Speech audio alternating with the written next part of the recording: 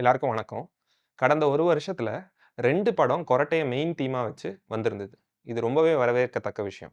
அந்த 2 படத்துலயுமே ஸ்னோரிங்க அதாவது கொரட்டைய ஒரு சோசியல் ப்ராப்ளமா டீல் பண்ணியிருந்தாங்க. ஸோ மெடிக்கலா அதுக்கு என்ன பண்ணணுங்கிறத நான் சொல்றேன். கொரட்டை இருக்கு அப்டின்னா, அத சரிப்படுத்த முடியுமா? முடியாதா?